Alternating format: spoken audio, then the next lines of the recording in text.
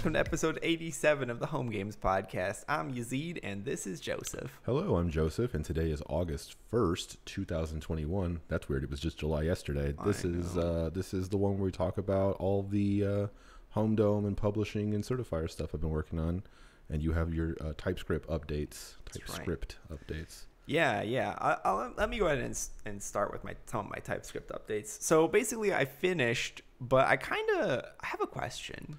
For context, you were just going to TypeScriptify Squish. JS, yes, which is just like the core mathy stuff of the Home Games rendering engine. Basically. Yeah, it's like the driver of the real guts. Yeah, it's like the pistons on the Home Games engine. You know what I'm talking about? As someone who doesn't know anything about engines, I totally agree. All right. Well, so while I was working on it, I kind of ran into a problem where internal game node needs to take in game nodes because its add children function takes in game nodes. Yes. And game node requires internal game node because it contains one. Why does internal game node contain game nodes? An internal game node contains game nodes as children because when a man writes code and he doesn't have a clear idea of what he's doing, he creates stupid circular dependencies. Chaos. Yes. So that is the summary. And I think in a perfect world, an internal game node would only deal with internal game nodes. And I think the idea must have been, I wanted to keep internal game node is like just as far away from people as possible. So when someone thinks of adding a child or whatever, it would just be the game node, not the game node.node. But I clearly have fucked that up. So yeah, I mean, well, so interestingly, both of the functions have an add children function. Yeah. But the one in game node calls the one in internal game node for you. Which means that the children are stored in the internal game node. So internal game node is holding game nodes, which contain an ID and the game node, internal game node, and any other additional information the game node stores. Yeah, I think it was just because I didn't want people saying, for example, gameroot.add or no, gameroot.node.addChild. I want it to be gameroot.addChild because you're just operating on like the top level node. You don't need to know about this internal thing with a listener and events and shit. So. Yeah, I guess the question is can I change that? Can I change it so that the children are stored in the game node class? Of course you could change it. If you're going to make it better, then yes, feel free to change anything. But just remember, this is a house of cards and toothpicks and bullshit that I wrote mostly late at night doing stuff. How about that? So this man was hitting that burb. No, that doesn't sound right. That doesn't sound good. Hitting the burb? Yeah. It sounds like this man's drinking bourbon like insane amounts. Hitting the burb. I like that kind of. You got to wear a suit when you're hitting the burb. You don't hit the burb right unless you got like a cuff link, something like that. Yeah. Okay, well, basically, I didn't mean like, are you giving me permission to? I guess the question is, how do you know what that's gonna break off the top of your head? No, I didn't even know that was what it was just before you told me. Okay. No, yeah, I mean, if you want to refactor it and all that kind of stuff, that's cool. But if it breaks something else down the road, it might look like a catastrophic failure, and it's whatever. But it's just because. It's a spaghetti mess. So if you break one thing over here, it might affect a few other things. And it might look like it is too much to handle, but it might just because I hard-coded a thing there, and there. So you just got to duct tape that and it all works again. So. Yeah, I think with starting with Squish, we don't need to... We can publish the new version of Squish because none of the games or anything uses it yet, and then we can upgrade the web, and then we can go through like core, I think would be the process. But okay, I'll take a look at doing that because basically, like, you basically needed to pull like definitions where you don't normally define a class like that. Like pull into a separate file, and like both of them require that same file. So that'll just clean it up a little bit because yeah, it is a bit of a circular dependency. So like that's like the main update for me on conversion to TypeScript. But yeah, I do have a couple unit tests that I want to finish writing. But I want to talk about unit tests. Maybe I'll interject that in between some of your topics because I know you got a lot. Sure. Yeah. Well, basically for me, my whole thing has just been focusing the core like V0 implementation of the game publishing flow. So just to reiterate what that is, because I feel like I've described it in several pieces, but I never really said what that is. So the goal is that people are running home games just as a general thing. They're playing games that exist that are built and whatever, all that kind of stuff. But the actual publishing flow is someone goes to the home games website, signs up for an account, and like becomes a developer, which at this point is just creating an account. You then have some code somewhere in GitHub. It's just GitHub at the moment. And you say, hey, home games, here's the commit that I have on GitHub. I want you to build a game from this code. Home games then has to run some tests on it to make sure that it is a home game and it likely won't break someone's shit when they try to run it. And so once they do that and it passes these tests, then the game kind of becomes available in this database where other people can play it from their home games clients. There is some work to be done in the future about listing these in kind of a nice store type user interface, even though everything's free. But that's work that will be done next year. And the stuff that I wanted to focus on, or that I've been focusing on at least, is when someone publishes a game, can someone on the other side play it? Full end-to-end shit. I'm actually planning on recording a video tonight. Once I do more code cleanup and make it less embarrassing, I'm going to do another video just doing a demo of the publishing workflow, the stuff that I just showed you before we started recording Yazeed. And yeah, it works. It's rough, and I'm missing some stuff, but it for the most part works, and I'm super happy with it. Yeah. Did you have any questions or comments on how that works or anything like that? No, I mean, I'll start. Oh, I did. So I'll start off with, it looks really cool. It's like super impressive. Thank you. It's super cool. One thing I was going to point out was you cannot use a private repo for your GitHub. Yeah. Which leads me to my question. Are we ever going to allow the tying your user to like a GitHub account so that we read it as that user, so that a private repo, so you could keep your game in a private repo basically? I would ask why you would want a private repo. Let's say your game, I mean, like, just from like the reason I'd want my game in a private repo is that other people couldn't steal the game. Since everything else is open source, there's nothing really preventing somebody from going in and being like, oh, I see what they're doing, and then just changing the code very slightly. But even if someone had a private repo, well, the impact of that on home games would be what? Because we can pull code from a private repo and put it into a public game catalog. So there's no private anything really once it's in home games. So what would be the benefit? I don't know. I was just asking. No, yeah. I'm asking the question. I don't actually know what the benefit would be. In my head, it would be like if somebody wanted to keep their stuff in a private repo. We're right now saying like, no, you can't do that. So I was just curious if we were going to see if we could address that, or if our answer is like, no, there's no reason to. The way I think about it now is that there would be no reason to, because core to the thing is that it's all available for you to figure out how it works. Every piece of this is available for you to figure out how it works.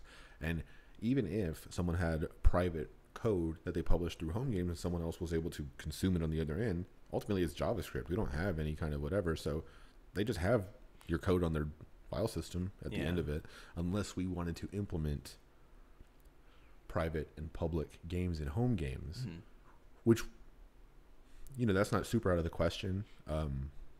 The way that the publishing system works now is that before a human reviews your code, it's published but only accessible by ID. No one can search for a game or anything like that. So I have to know you to get your game ID. You probably send it to a friend or whatever before it's published. In theory. Yeah, unless you're just like typing random things that you think are game IDs and then hoping that one of them comes. I don't know. It's, you know, there's a community of people who do that. Not for home games. I just they find like open directories and they just try to find what folders are available to that directory. But this would be people trying to basically scrape our database that we're eventually offering as a catalog anyway. Like it wouldn't provide any value. Mm-hmm. So anyway, that's that whole kind of thing. And if we wanted to have an idea of, I can share a game with you, the way that YouTube really works, which is, you know, I have a thing I can share with a link and just have it unpublished, which is kind of what I'm talking about with the game stuff, or it can be private and only I with my account can do it, or maybe you can share with certain people. I don't know if that's the case on YouTube, but no. On YouTube there's private, which is only your account can see it, and there's unlisted, which means that you can't find it via like a search, and there's public. So it's like there are 3 tiers. Yeah. I think we could probably do just the 2 tiers though, unlisted and listed. Well, the unlisted is pre-listed.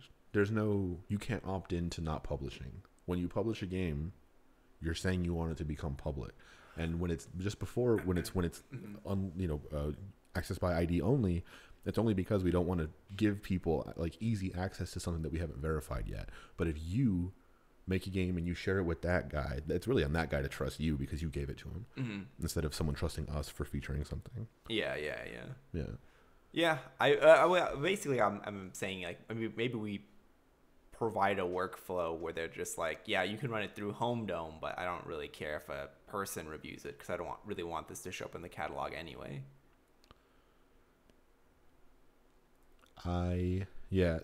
That's like a use case that I don't think I want to support, and I can't think of a good reason for it, but I'm not super closing it down. I just, to me, it's like, oh, you know, everything is accessible. Yeah. Okay, I see what you mean. And public. Like, yeah. That's why, and you know, part of it makes it easier for us to not have to deal with any of the authentication shit or the authorization shit to do that. But it also, I think, just makes sense. Like, yeah, you make a thing, you share a thing. Yeah, just you share a thing. Yeah, Home is all about sharing games, making and playing games with your friends. Yeah, it's a big hippie dream. Yeah, friends not included. Yeah, friends not included, and there's no privacy in the big hippie dream. Not my big hippie dream. All right, big brother. What else did you get up to these last 2 weeks? Yeah, so the Home Dome stuff was really just making that better. The thing I had mentioned before was, if someone does sketchy shit, Home Dome needs to be able to figure it out. Very basic malware detection, basically.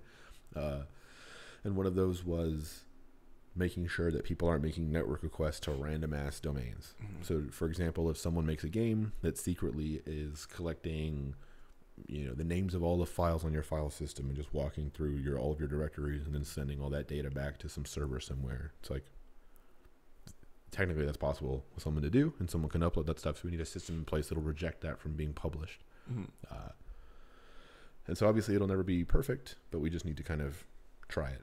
And the solution there was, I think I've mentioned this before, but strace is a system command tool thing or whatever on Linux that allows you to track the system calls made by a certain process. So for example, if I have a node service or a node server and I run like strace node thing, strace will tell me all of like the Linux system calls made by my actual application. And from that output, I can determine if something is doing something bad. For example, making a network request to something. And that's just some regular expressions and that kind of shit to parse the output. But I do have it working to the point where if you make something to like google.com, then we have a whitelist of IP addresses, for example, like landlord.homegames.io, which is our asset management service. Someone can make a network request to that because that is something that we allow, right? And something that we want. It's a feature.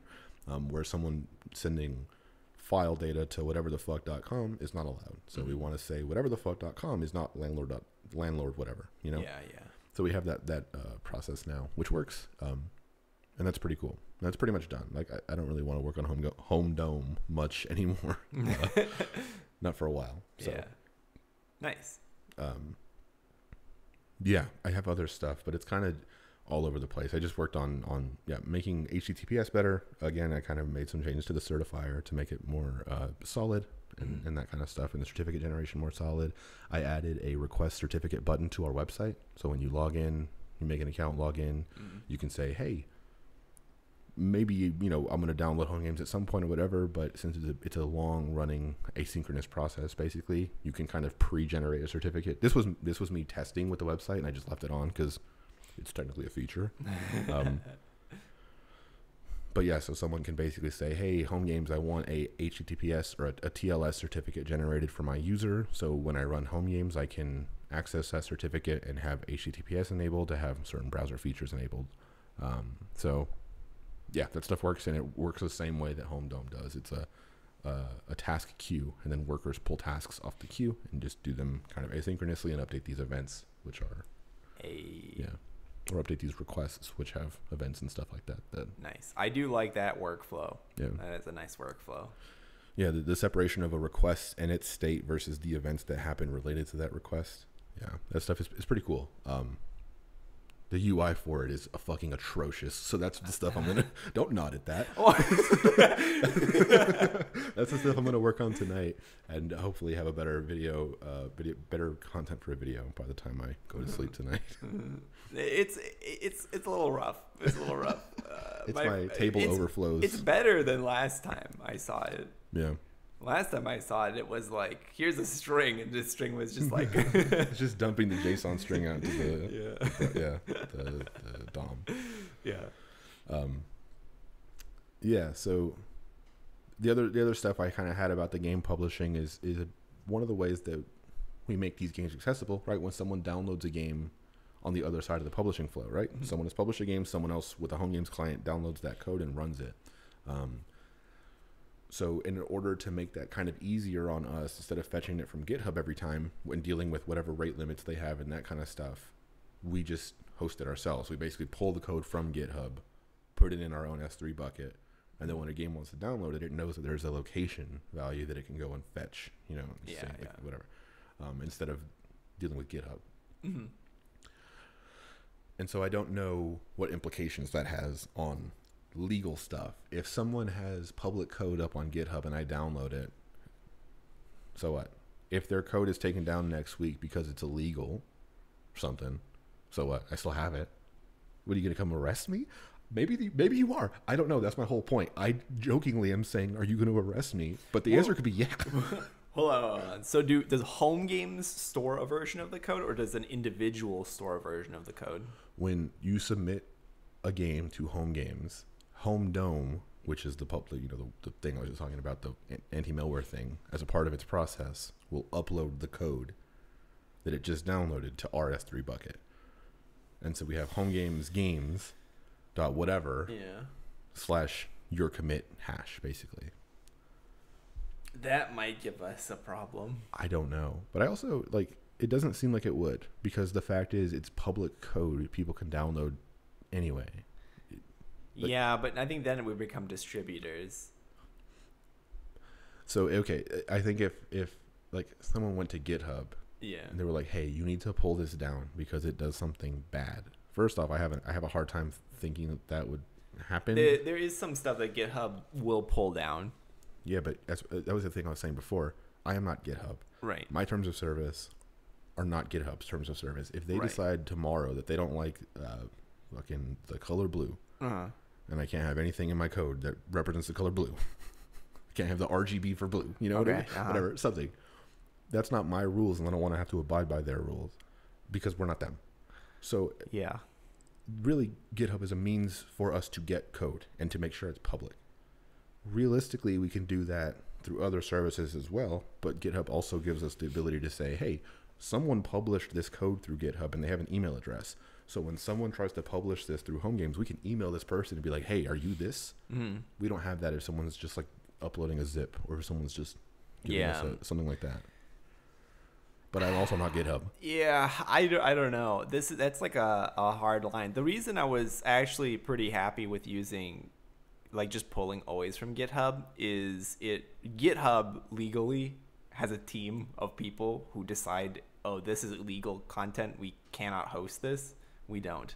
So if we were just going to be like, well, if it's on GitHub, we're going to say it's okay, then we can say, well, it was on GitHub, so it was okay at the time. Yeah, but that like it's the same. It's the double-sided coin. It's the they give us the security, but we also have to follow all of their rules, and we can't say anything about it. Yeah. And if someone uploads code that like someone has to request GitHub, like, hey, you guys can't host this anymore. Yeah.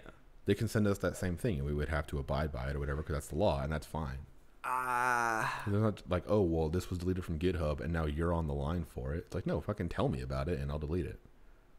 I don't know how that works. Me neither. We need to, that's the other thing. I'm going to go talk to an actual lawyer person at some point this year. Yeah, because I don't actually know how that works, because it's like if you were going to put illegal content up, like content of stuff that is illegal.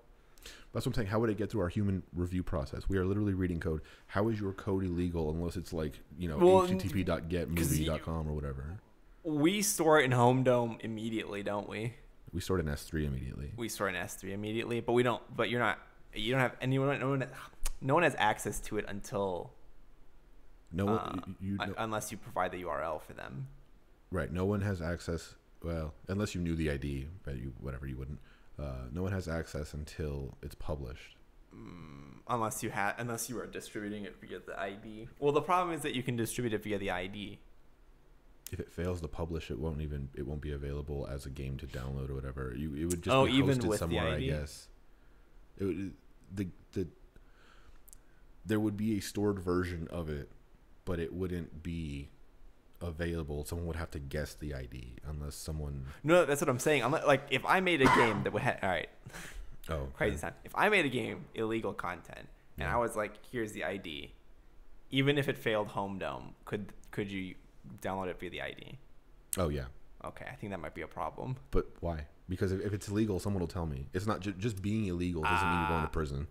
You have to get caught. I don't know what the legality is of distributing, because I don't know if like the FBI would be like, well, you were incidentally distributing something that was illegal. That's what I'm saying. There must be some process there, because simply having something in an S3 bucket and like having a link to it. If you want me to take that down, it's not just you're going to prison. It's, hey, this shit's illegal, take it down. Or whatever. There must be some process. Yeah, I don't know. It's not just you're in trouble. But anyway, we don't know dick about this. No, we have to talk to a lawyer. Yeah. And that'll be maybe expensive or something. I was thinking I'm just going to go to Reddit on legal advice and just be like, hey, I have this thing.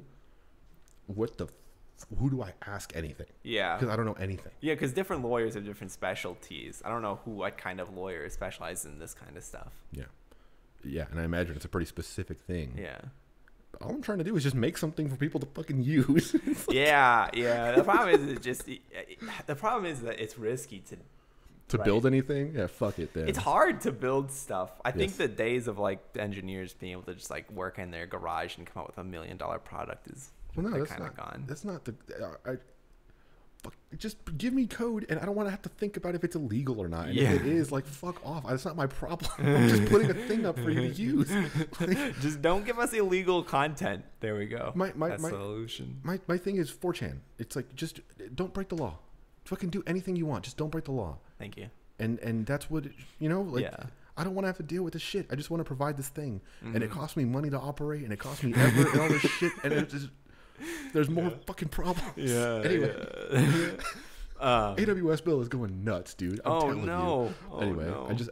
This is a big, expensive mess of a hobby, and I really like it. But god damn it, sometimes I just think about everything.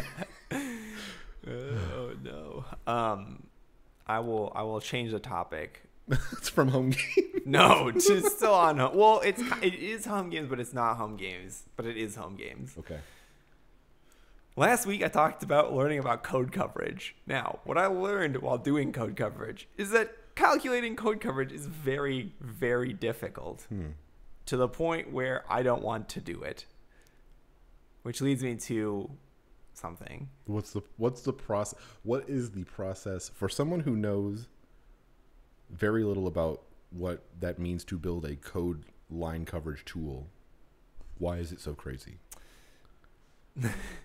Basically, the mechanics of calculating that out is not simple, because you need to have access to the file and the contents of the file, and you need to track what lines of code are being executed, right? And I know that sounds like obvious, like, oh yeah, that's obviously what code coverage does, but like the act of doing that is not simple. You basically need to use like reflect the object and figure out like what lines of code were executed, what functions were called. Private functions need to be accessible, public functions need to be accessible, static functions need to be accessible. Like basically everything needs to be accessible, everything needs to be checked against, and it just becomes very difficult to like manage all of that. And I'm not going to sit down and write code to calculate code coverage, because I don't even know how long that's going to take me, right? That could take me like the rest of this year, and we won't really gain anything out of that.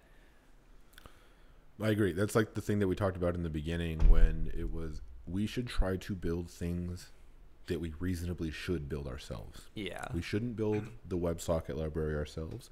We shouldn't build the file system access library ourselves. These things exist already, and they are provided to us, and code coverage is provided to us, and you know, it would provide a personal benefit, but you got to weigh that with what it actually is. Yeah. Well, I feel like I already got my personal benefit out of learning how the code coverage tool works, because I didn't know at all. And now after learning about it, I'm like, the people who figured that out are geniuses. Like whoever wrote the first code coverage tool, I'm sure that they were just like, biggest dome ever. But I was going to say, maybe it's time that we look at a unit testing library. Sure. Something like Jest. Yeah. Jest is the one that I know. There are others. I think there's Mocha, maybe, yeah, and some. Before. Yeah, I've never used Mocha, and I think there's a couple other competitors to those two. But maybe it's time that we switch unit tests to that. Sure. I would switch Squish first because I'm there already. And I know Jest has a tie-in to TypeScript. I don't know if Mocha does, but I assume it does. Sure. And I'm sure most testing frameworks for JavaScript also have a TypeScript side of their stuff too. But maybe it is time to look at those things, because the other thing that's kind of nice about it is that we don't have a way of mocking functions right now. This is like in the weeds. If people don't know much about writing unit tests, oftentimes you need to do what's called like mocking a function, which is basically like hijacking the definition of that function to not execute what's actually defined in that function, and to instead give you like a way of spying on what's going on inside of it. Like what is it called with, what it like, and then mocking what it returns with. So you can just like progress through your unit tests that basically doing a whole integration test.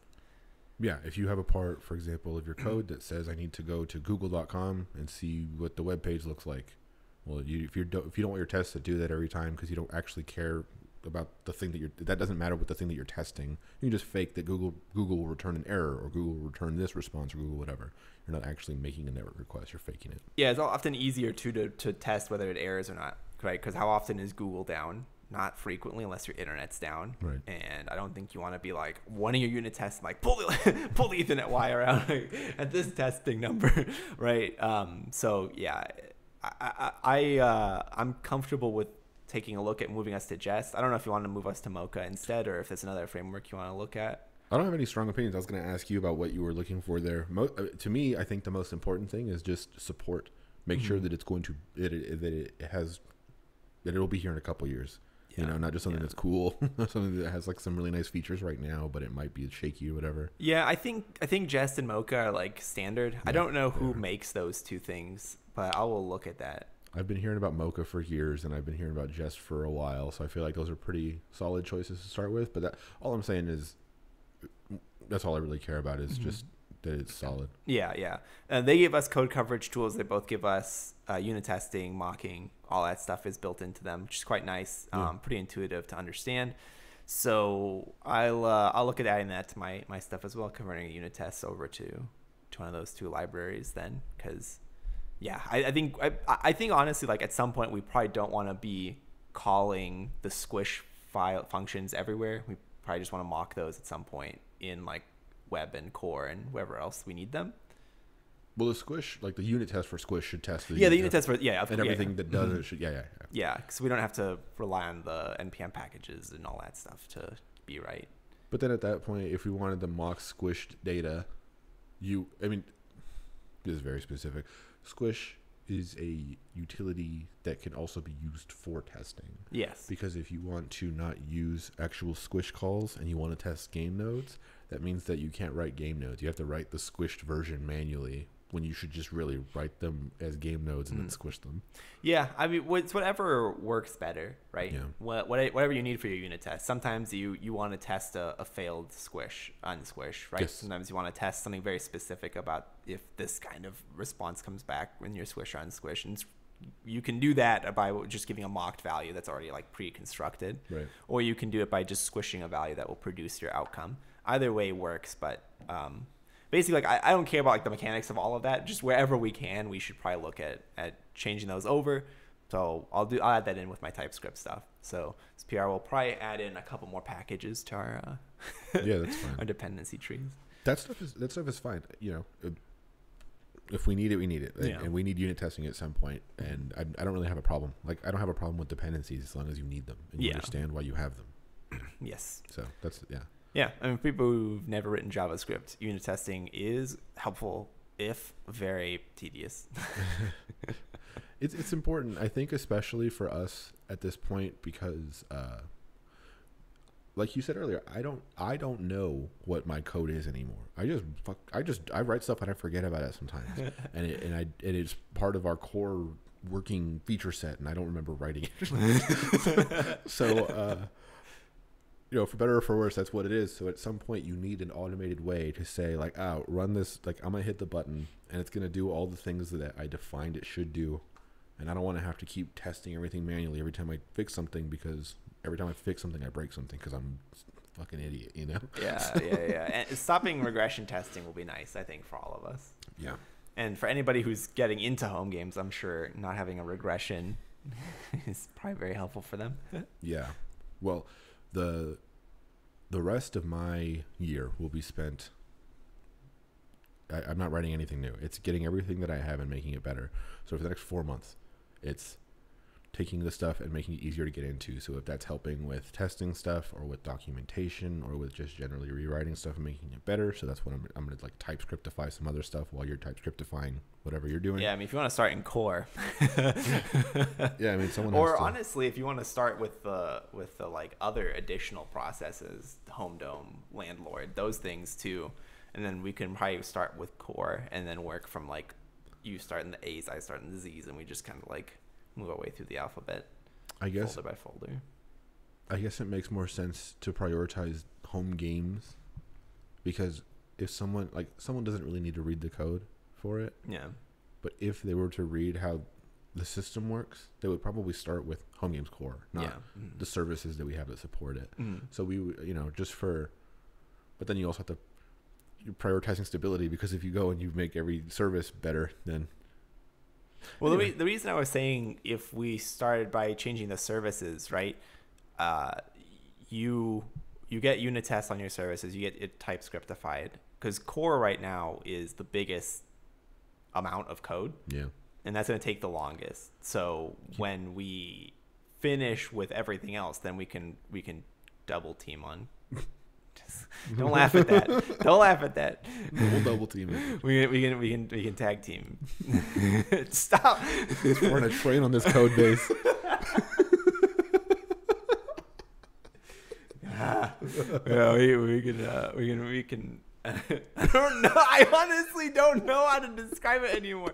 We can work together and convert home games core to TypeScript when unit tested via Jest or Mocha.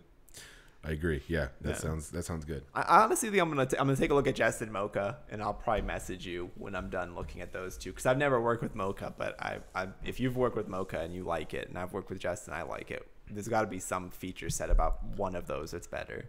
Yeah, for us. I don't have a strong preference either way.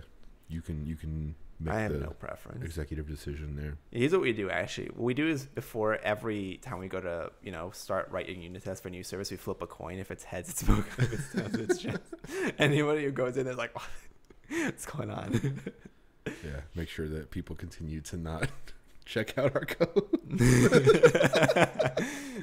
But I was also thinking about having unit tests in Home Dome would be really beneficial, because then you can you can Do really like a dry run test offline. Yeah. on it, because it's built on regex, and regex is a little finicky. Even if I looked at your regex, I looked okay to me. But I mean, if you miss something or if there's a way to sneak something through, we'd like to know that probably.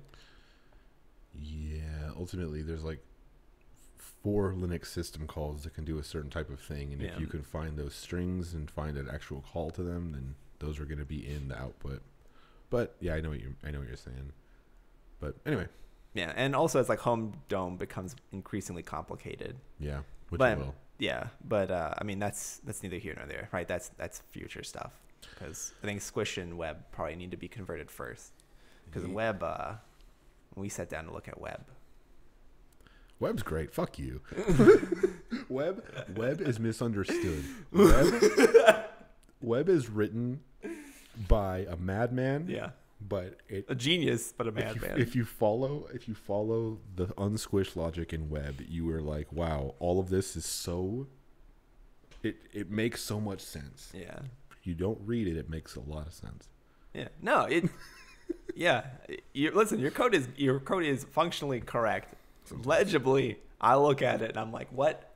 Why are we multiplying by 0.1 and dividing by 255? Where was the explanation on this? But it's in my head, dumbass. Yeah. It's on your whiteboard, but you erased it. Oh no.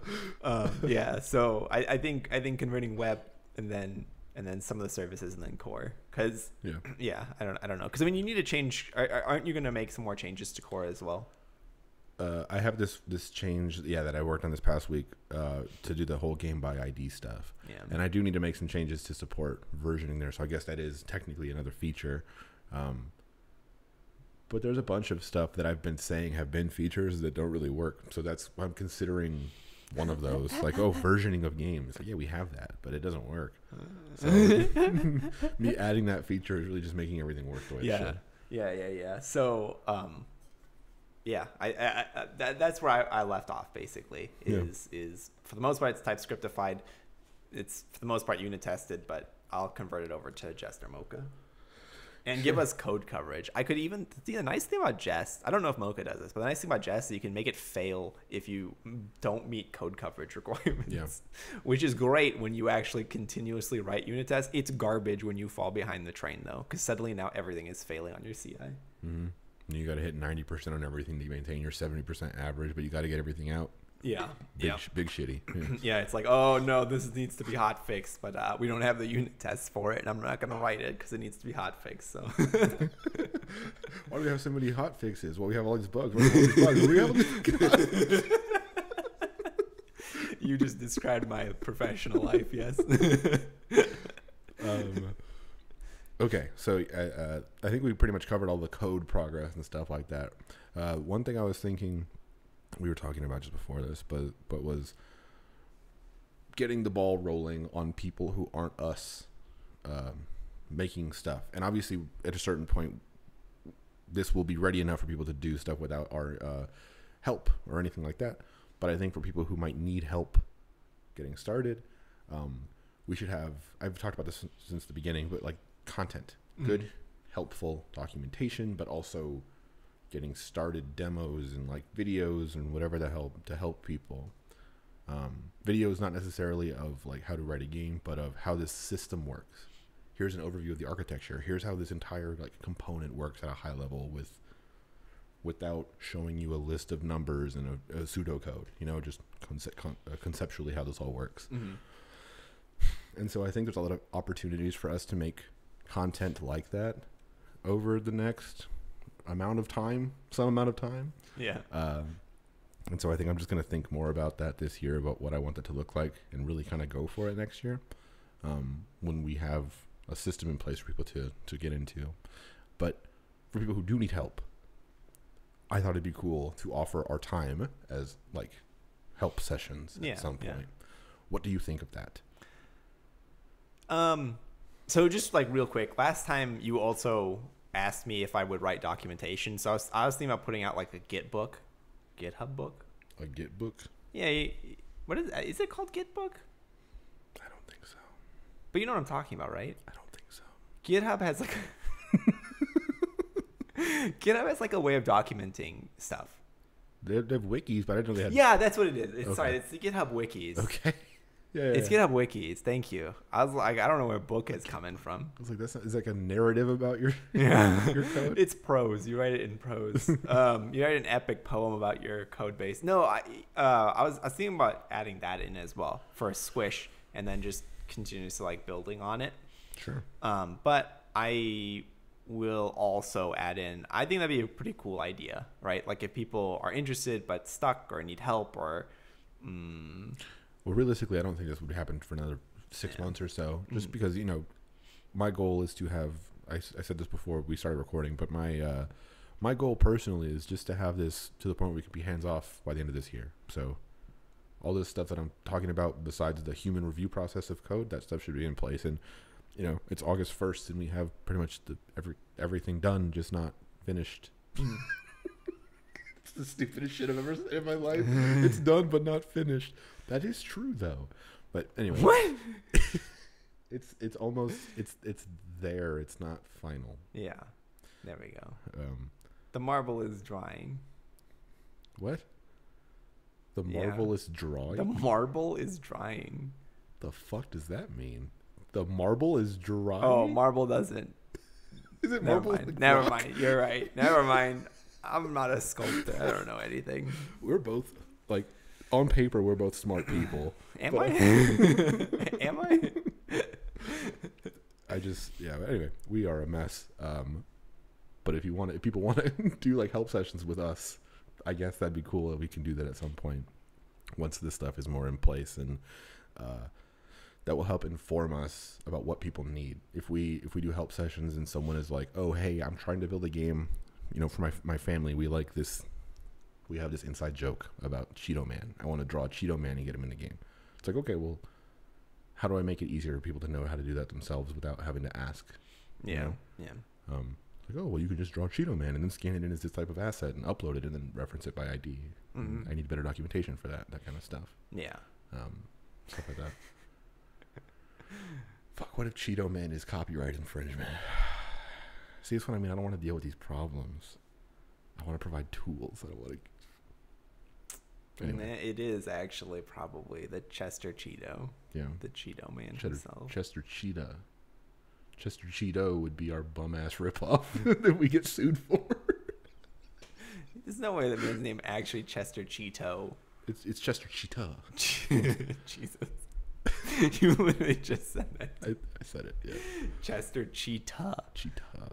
But he serves Cheetos. Really makes you think. It really does. Anyway.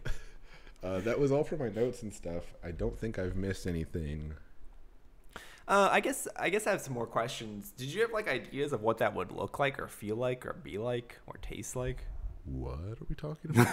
Not Cheetos, but the help sessions. Oh, no, I just imagine it would be like, hey, here's my calendar. I'm free on a Friday night. Book a time session with me. We go through a Zoom call or some shit. And it's like, hey, show me what your thing is. Yeah. Part of me is weird about it too, but if you view... Hold on. I want to point... You're very uncomfortable around strangers, and I'm very uncomfortable around strangers. Yeah. Continue.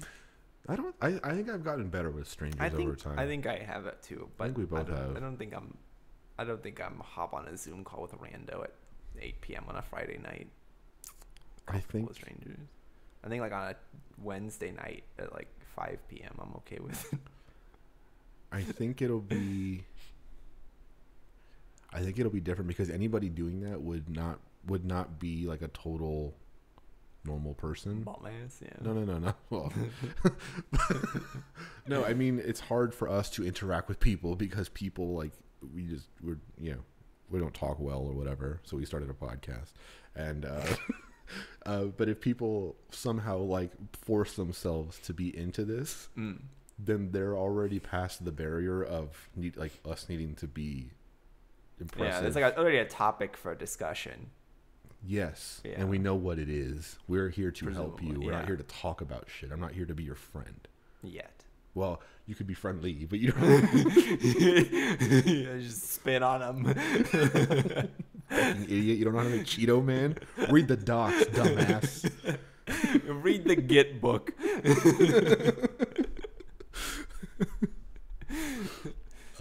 But yeah, I just think that'd be a fun thing at some point, and we don't have to record them or anything like that. But I think at some point we can also do maybe like I don't know, just different types of content. We could do different kinds of shit to help people make cool shit. Yeah. Townhouses. Town halls. We could buy townhouses and put people in them. Like home games, game farms, and force people. So we gotta wrap this up before my full idiot shows. No. Okay. Yeah, I think those would be really helpful. Like if I was learning how to do home game stuff, it helps. I mean, honestly, I've been with you on a lot of home games, and I still had to call you up and was like, so Squish, what's going on here? What is actually happening in Squish? And we talked every week, and now we talk once every 2 weeks, plus in the middle time sometimes. So yeah, sometimes like even on the podcast, we'll say words, and I'll finish a sentence and be like, "That's for no one."